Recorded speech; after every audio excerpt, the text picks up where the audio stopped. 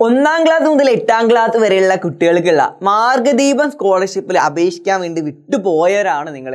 ആരെങ്കിലും അതിൽ അപേക്ഷിക്കാത്തതായിട്ട് ഉണ്ടോ എന്ന് ശ്രദ്ധിക്കുക കേട്ടോ. നമ്മൾ സർക്കാർ 1,31,000 ആൾക്കാർക്ക് വാഗ്ദാനം ചെയ്യുന്ന സ്കോളർഷിപ്പാണ് നമ്മൾ മാർഗദീപം സ്കോളർഷിപ്പ്.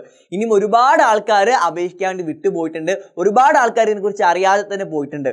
നമ്മുടെ സർക്കാർ സ്കൂളാവട്ടെ എയ്ഡഡ് സ്കൂളാവട്ടെ അതിൽ 1ാം ക്ലാസ് മുതൽ 8ാം ക്ലാസ് വരെയുള്ള എല്ലാ ന്യൂനപക്ഷ വിഭാഗത്തിലെ കുട്ടികൾക്കും ഉള്ള ഒരു സ്കോളർഷിപ്പാണ് നമ്മുടെ മാർഗദീപം സ്കോളർഷിപ്പ്. മുസ്ലിം ക്രിസ്ത്യൻ്റെ എല്ലാ വിഭാഗം, സിഖ്, ബുദ്ധ, ജൈന, പാഴ്സി അങ്ങനെ എല്ലാ ന്യൂനപക്ഷ വിഭാഗത്തിലെ കുട്ടികൾക്കായിട്ടുള്ള സ്കോളർഷിപ്പാണ് നമ്മുടെ മാർഗദീപം സ്കോളർഷിപ്പ്.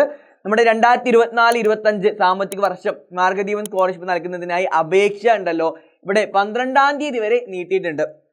ആദ്യം 9ാം തീയതി വരെ ആയിരുന്നു നമുക്ക് അവസരം ഉണ്ടായിരുന്നത്.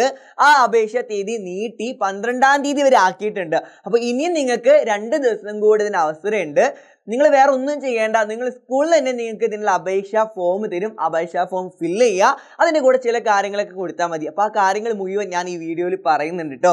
1500 രൂപ നേടാനാണ് നിങ്ങൾക്ക് ഇതിലൂടെ അവസരം കൂടെ ഉള്ളത്. സ്കോളർഷിപ്പ് അപേക്ഷിക്കുന്ന എല്ലാവർക്കും, തിരഞ്ഞെടുക്കുന്ന എല്ലാവർക്കും 1500 രൂപയായിരിക്കും കിട്ടുക. അതുപോലെ തന്നെ അപേക്ഷിക്കുന്ന ആൾക്കാർക്ക് കുടുംബ വരുമാനം, വാർഷിക വരുമാനത്തിൽ 1 ലക്ഷത്തിൽ താഴെയാണെന്ന് കൂടെ ഉറപ്പാക്കുക കേട്ടോ. നമ്മുടെ കുടുംബത്തിന്റെ വാർഷിക വരുമാനം 1 ലക്ഷത്തിൽ താഴെ ആവണം. അതുപോലെ ന്യൂനപക്ഷമാവണം. ഇവർക്കൊക്കെയാണ് സ്കോളർഷിപ്പിൽ അപേക്ഷിക്കാൻ വേണ്ടിയിട്ടുള്ള അവസരം ഉള്ളത്. ഒരുപാട് ആൾക്കാർക്ക് സ്കോളർഷിപ്പ് കിട്ടാനുള്ള അവസരമുണ്ട്. മറക്കേണ്ട 1500 രൂപയാണ് നമ്മുടെ കയ്യിലോട്ട് കിട്ടാൻ വേണ്ടി പോകുന്നത്. പിന്നെ അതുപോലെ തന്നെ ഇതിന് അപേക്ഷ ഫോം എവിടുന്ന കിട്ടുകയെന്ന് വെച്ചാൽ ഇത് margadheebam.kerala.government.in എന്ന് പറയുന്ന സൈറ്റിൽ നിന്ന് ആയിരിക്കും കിട്ടുക. അവിടുന്ന് അപേക്ഷ ഫോം ഡൗൺലോഡ് ചെയ്ത് എടുക്കാവുന്നതേ ഉള്ളൂ. പക്ഷെ നിങ്ങൾ സ്കൂളിൽ തന്നെ നിങ്ങൾക്ക് തരുന്നതാണ്. നിങ്ങൾ സ്കൂളിലെ ഹെഡ് മാസ്റ്ററോ അല്ലെങ്കിൽ ഇതിൻ്റെ ചാർജുള്ള ഒരാളോ ഉണ്ടായിരിക്കും. അപ്പോൾ അവരോട് പോയി ചോദിച്ചാൽ മതി, എനിക്ക് അപേക്ഷ ഫോം തരും. ഇനി കിട്ടാത്ത ആരെങ്കിലും ഉണ്ടെങ്കിൽ അപേക്ഷ ഫോം പെട്ടെന്ന് ഫില്ല് ചെയ്തിട്ട് അവർക്ക് കൊടുക്കുക.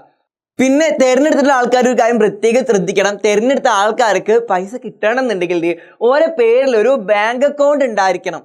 അത് മെയിനായിട്ട് ശ്രദ്ധിക്കേണ്ട കേട്ടോ. നമ്മുടെ ആധാർ കാർഡൊക്കെ ലിങ്ക്ഡ് ആയിട്ടുള്ള ഒരു ബാങ്ക് അക്കൗണ്ട് ആ കുട്ടിയുടെ പേരിൽ ഉണ്ടായിരിക്കണം. അപേക്ഷിച്ച ആൾക്കാരാണെങ്കിൽ ഒരു ബാങ്ക് അക്കൗണ്ട് പെട്ടെന്ന് തന്നെ ഉണ്ടാക്കാൻ നോക്കുക കേട്ടോ. പിന്നെ അതുപോലെ തന്നെ ഒരു കുടുംബത്തിൽ നിന്ന് 2-ലധികം ആൾക്കാർക്ക് കിട്ടൂലുള്ള കാര്യം കൂടെ ശ്രദ്ധിക്കുക. 2 ആൾക്കാർക്കാണ് മാക്സിമം നമ്മുടെ ഈ സ്കോളർഷിപ്പ് തുക കിട്ടുക. ഒരു കുടുംബത്തിൽ നിന്ന് 2 ആൾക്കാർക്കേ കിട്ടുള്ളൂ. അതിൽ കൂടുതൽ ആൾക്കാർക്ക് കിട്ടൂലുള്ള കാര്യം, പിന്നെ അതുപോലെ ഒരു ബാങ്ക് അക്കൗണ്ട് പേരിലുണ്ടാകുന്നുള്ള കാര്യം ആലോചിക്കുക. ഈ അപേക്ഷ ഫോം ഫില്ല് ചെയ്തിട്ട് നമ്മുടെ ഹെഡ് മാസ്റ്റർക്കോ അല്ലെങ്കിൽ ഇതിന് ചാർജുള്ള അധ്യാപകരുണ്ടായിരിക്കും, അവർക്ക് കൊടുത്താൽ മതി കേട്ടോ. പിന്നെ ഒരു കാര്യം കൂടി ശ്രദ്ധിക്കുക, ഇതിൻ്റെ കൂടെ നമ്മൾ ഈ സർട്ടിഫിക്കറ്റുകളും കൂടെ കൊടുക്കണം. നമ്മൾ വരുമാന സർട്ടിഫിക്കറ്റ് ഉണ്ടെങ്കിൽ അത് കൊടുക്കണം.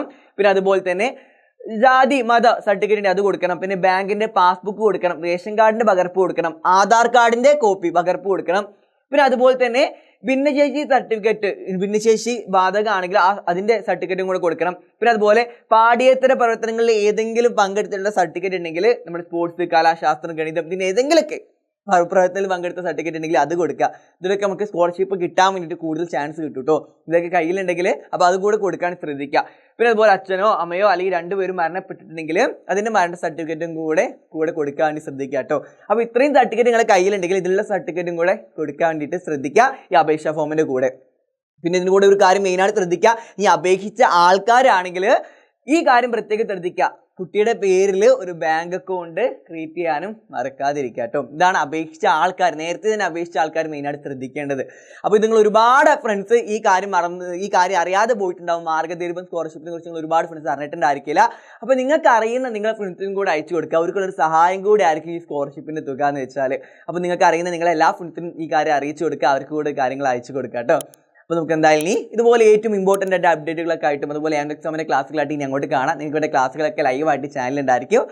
നമുക്ക് ക്ലാസ്സുകളൊക്കെ ആയിട്ട് കാണാം കേട്ടോ. Bye bye.